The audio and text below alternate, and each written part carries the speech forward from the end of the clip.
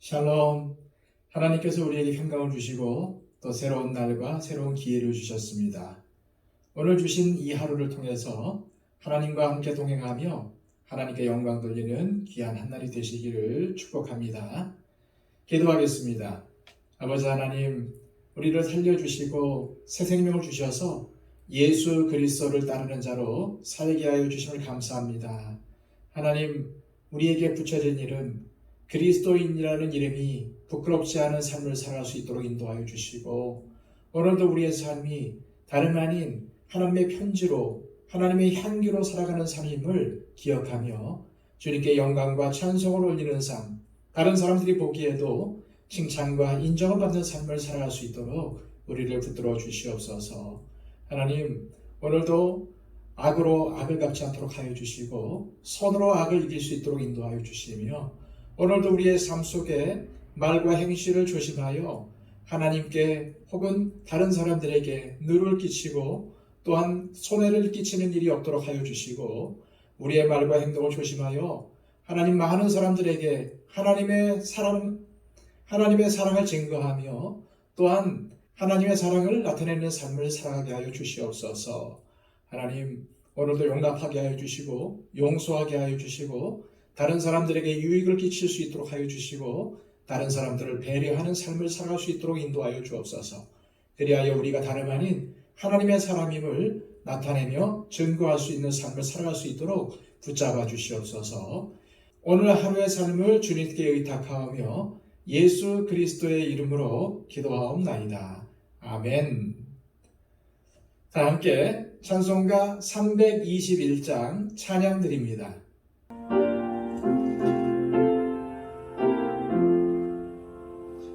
날 대속하신 예수께 내 생명 모두 드리니 늘 진실하게 하소서.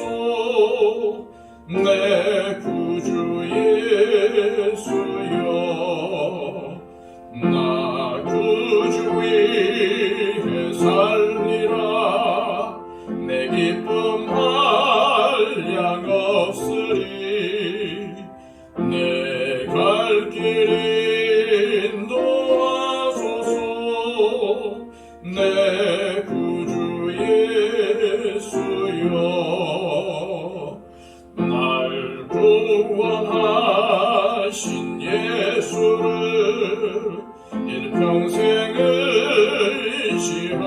의지하오니 날 영접하여 주소서. 내 구주 예수여, 나 구주 위에 살리라. 내 기쁨 한량 없으리. 내 갈 길 인도하소서. 내 구주 예수여, 주 십자가에 달리사 날 자유하게 했으니 내 몸과 마음을 주 위에 다스게 하소서. 나 구주 위에 살리라. 내 기쁨 한량 없으리. 내 갈 길 인도하소서. 내 구주 예수여.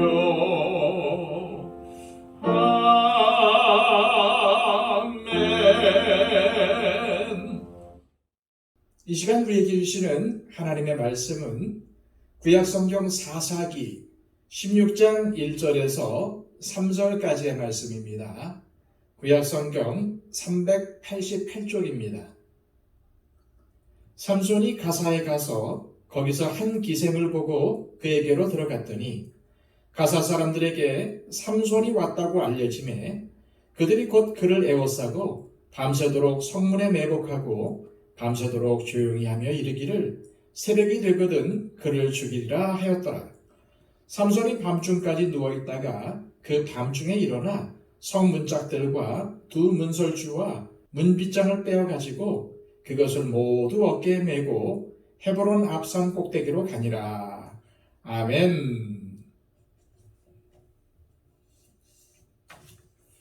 하나님의 말씀인 성경은 인간의 정욕을 감추거나 굳이 배제하려 하지 않습니다. 비록 태어나기 전부터 하나님의 사사로 세우심을 받은 삼손이었지만 계속해서 세상 정욕에 휩쓸리는 모습을 적나라하게 보여줍니다. 그런데 그 중심에는 항상 여자들이 있었습니다. 첫 번째 여인은 딥나의 여인으로 삼손이 한눈에 반한 여인이었습니다. 삼손은 부모의 반대에도 불구하고 그녀와 결혼을 했지요. 그 과정에서 보란듯이 나실인 규정을 어기기까지 했습니다. 하지만 하나님은 오히려 그런 삼손을 들어서 블레셋을 공격하셨고 그들을 공포의 도가니에 빠지도록 이끄셨습니다. 이를 통해서 우리는 다음과 같은 사실을 다시 한번 고백하지 않을 수 없습니다. 사람의 인생은 마치 인간 스스로 모든 것을 계획하는 것처럼 보이지만 결국 이를 주관하시고 이끄시는 분은 하나님이시라는 것입니다. 삼손은 블레셋 사람 1000명을 죽이면서 내가 1000명을 죽였도다 라고 외쳤습니다. 하지만 그것이 아니었습니다. 삼손이 블레셋 사람들을 이길 수 있었던 것은 오직 하나님의 은혜 때문이었습니다. 실제로 삼손은 블레셋과의 전투를 마친 후에 갈증을 이기지 못해서 하나님께 부르짖었습니다. 주께서 종의 손을 통하여 이 큰 구원을 베푸셨사오나 내가 이제 목말라 죽어서 할례 받지 못한 자들의 손에 떨어지겠나이다. 갈증으로 죽게 되었을 때야 비로소 그는 이 모든 일이 하나님의 손에 의해서 이루어진 것이며 자신의 생명도 하나님의 손에 달려있다는 사실을 인정할 수밖에 없었던 것입니다. 어떨 때 보면은 인간이라는 존재는 참으로 대단해 보입니다. 하지만 그런 인간이라도 물 한 모금조차 마실 수 없는 지경에 이르면 죽을 수밖에 없을 정도로 나약한 존재가 되고야 합니다. 이처럼 삼손은 첫 번째 여인과의 만남과 이별의 과정을 통해서 이런 사실을 철저히 배워야 했습니다. 하지만 삼손은 아직도 정신을 차리지 못했습니다. 삼손의 두 번째 여인은 블레셋 도시인 가사에 살았던 어느 기생이었습니다. 여기서 기생은 창녀입니다. 삼손은 자신의 정욕을 채우려고 그 여인을 찾아왔던 것입니다. 삼손이 기생 집에 들어가자 그 소식이 블레셋 사람들에게 전해졌습니다. 그들은 삼손이 빠져나가지 못하도록 기생 집을 에워싸고 밤새도록 성문을 지켰습니다. 그들은 밤새 매복해 있다가 날이 새면은 삼손을 죽이고자 했던 것이죠. 하지만 그들의 전략은 실패하고 말았습니다. 그 사실을 안 삼손이 밤중에 일어나서 성문짝과 두 문설주와 문빗장을 빼어서 그것을 모두 어깨에 짊어지고 헤브론 앞산 꼭대기로 가버렸기 때문입니다. 이 사건은 참으로 의아합니다. 가장 의아한 것은 블레셋 사람들이 기생의 집과 성을 에워싸고 있는 상황에서 삼손이 어떻게 성문짝과 두 문설주와 문빗장을 빼어서 어깨에 메고 갈 수 있었는가 하는 것입니다. 그도 그럴 것이 블레셋 사람들이 밤새 성과 기생의 집을 에워싸고 있었던 목적은 삼손을 죽이기 위해서였습니다. 그렇다면 그들은 삼손이 성문과 성문의 문설주를 뽑아버리는 괴력을 발휘하는 모습을 보면서 두려움에 떨었고 감히 그를 대적하지 못했다는 것 말고는 설명이 불가능합니다. 더욱이 이 사건에는 전쟁이 없었습니다. 하나님은 딥나에서 삼손과 블레셋 사람과의 전쟁을 통해서 자연스럽게 블레셋을 심판하셨습니다. 그리고 바로 다음에 등장하는 이 사건도 앞의 사건과 관련해서 보면은 충분히 전쟁이 일어날 수 있는 상황이었습니다. 삼손이 밤중이든 아침이든 기생의 집에서 나올 때 블레셋 사람들이 그를 공격하고 이때 하나님의 영이 삼손에게 임해서 그들을 모조리 섬멸해 버리는 장면으로 끝나야 하는 것입니다. 하지만 성경은 우리의 기대와는 전혀 다른 상황을 보여주고 있습니다. 그렇다면 오늘 본문을 통해서 하나님께서 우리에게 보여주시려는 것은 무엇일까요? 그것은 삼손이 얼마나 사사답지 못하고 또한 나시린답지 못한지를 보여주려는 데 있는 것입니다. 삼손이 가사에 도착한 후 가장 먼저 찾아간 곳이 어디였습니까? 창녀의 집이었습니다. 그가 창녀를 찾아간 것은 단지 성적인 욕망을 해소하기 위한 것이었습니다. 또한 그는 밤중에 성문짝들과 두 문설주와 문빗장을 떼어서 어깨에 메고 성 밖을 나섰습니다. 그런데 여기에는 여호와의 영이 임했고 블레셋과 싸웠다는 언급이 전혀 없습니다. 분명히 삼손은 힘을 사용해서 성문짝들과 두 문설주와 문빗장을 빼어서 가져가 버렸습니다. 하지만 그렇게 해서 달라진 게 무엇입니까? 아무것도 없습니다. 그 힘은 이스라엘을 구원하는 일과는 전혀 무관했습니다. 쓸데없이 힘만 허비한 것입니다. 특히 성경은 삼손이 밤중에 이 일을 행했다고 증언하고 있습니다.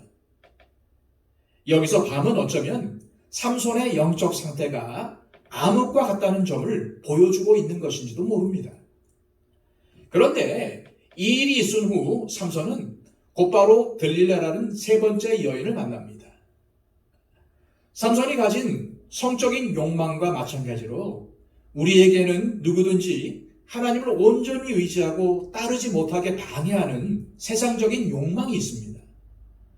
그것은 어떤 사람에게는 삼손과 같은 성적 욕망일 수도 있습니다. 또 어떤 사람에게는 돈의 욕망일 수도 있고 권력욕일 수도 있습니다. 그 외에도 개인에 따라서 다양한 욕망들이 있을 수 있습니다. 하지만 분명한 것은 그러한 욕망들은 하나님과 바른 관계를 맺도록 하는 데 있어서 큰 걸림돌이 된다는 것입니다. 우리도 삼손처럼 하나님께서 우리에게 주신 능력으로 뭔가 해보려고 하지만은 결국 하나님의 뜻과는 전혀 상관없는 무익한 일을 할 수도 있다는 사실을 알아야 합니다. 그렇다면 우리가 하는 일이 무익한 일이 되지 않게 하기 위해서는 어떻게 해야 할까요? 우리가 어떤 일을 할 때에 우리 자신에게 끊임없이 이러한 질문을 해보는 것입니다. 이 일이 과연 하나님의 영광과 관련이 있는 것인가? 교회가 이 땅에 왜 존재하고 있습니까? 그것은 바로 하나님의 영광을 위해서입니다.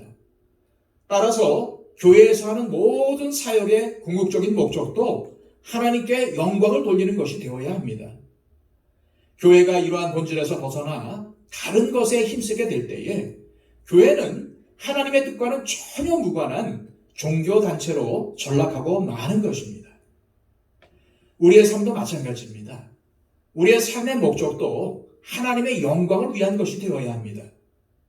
하나님께서 우리에게 달란트와 은사를 주신 이유가 무엇입니까? 그것으로 하나님께 영광 돌리는 일을 하라는 것입니다.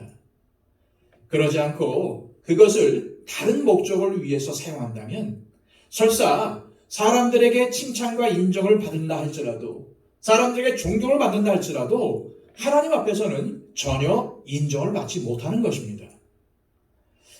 이 시간 기도하실 때 하나님, 내가 하는 일이 아무리 중요하고 내가 살아가는 삶이 아무리 행복하다 할지라도 그것이 하나님과 아무런 관련이 없다면 아무 소용이 없다는 것을 깨닫고 나의 모든 삶이 하나님께 영광 돌리는 삶이 되게 하시고 내가 어떤 일을 할 때에 먼저 하나님의 나라와 하나님의 뜻을 먼저 생각하게 하옵소서 기도하시기 바랍니다.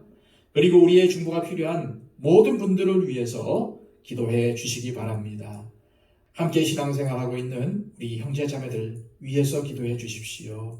그들의 건강을 위해서, 그들의 질병을 위해서, 또 회복을 위해서, 나음을 위해서, 치유를 위해서, 해결을 위해서 기도해 주시기를 바랍니다.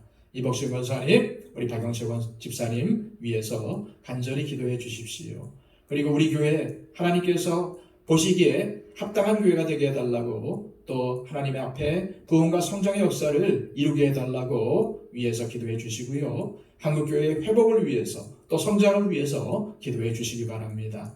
오늘도 쉼없이 복음을 전하며 온 세계 땅끝까지 이르러 주님을 증거하는 우리 선교사님들을 위해서 간절히 기도해 주시고요. 이 나라 이민족을 위해서, 또 온 세계에 전쟁 없는 평화를 위해서, 또 복음화를 위해서 기도해 주시기를 바랍니다. 우리 다 함께 기도하겠습니다.